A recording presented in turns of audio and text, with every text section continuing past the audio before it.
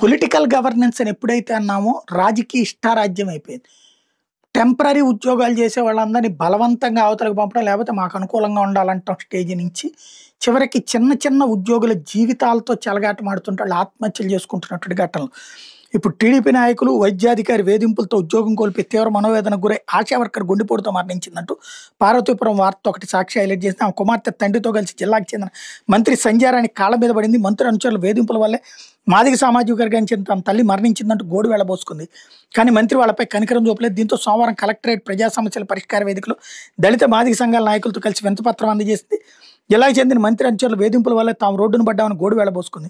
మృతురాలి భర్త శ్రీనివాసరావు, కుమార్తె జ్యోత్స్న మాదిగ సంఘాల నాయకులు తెలిపిన వివరాల ప్రకారం పార్వతీపురం జిల్లా మక్కువ మండలం డి సిర్లాం పిహెచ్సి పరిధిలో ఆశా వర్కర్గా పనిచేసినటువంటి పొందూరు విద్యావతిని టీడీపీ నాయకుడు గౌరు నాయుడు, పిహెచ్సి వైద్యులు హరికృష్ణ వేధింపులకు గురి చేశారు.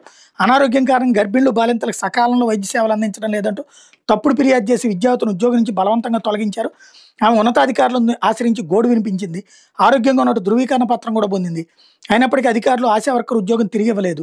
ఈ విషయాన్ని గిరిజన సంక్షేమ శాఖ మంత్రి సంధ్యారాణి దృష్టిలో పెట్టిన కాలయాపన చేశారు తప్ప న్యాయం చేయలేదు.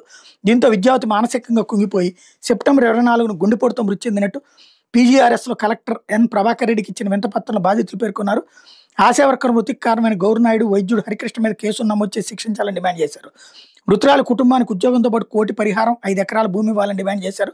వినతిపత్రం అందజేసిన వాళ్లలో ఎంఆర్పీఎస్ జిల్లా అధ్యక్షుడు పులి డేవిడ్, ప్రధాన కార్యదర్శి మారిశెట్టి ఆనందరావు, ఎంఎస్సిపి జిల్లా అధ్యక్షుడు మామిడి కృష్ణారావు, ఏఎస్పీ ప్రధాన కార్యదర్శి బొద్దాన అప్పారావు, మృతుల భర్త శ్రీనివాసరావు, కుమార్తె జ్యోత్స్న ఉన్నారన్నటువంటిది హైలైట్ చేసింది.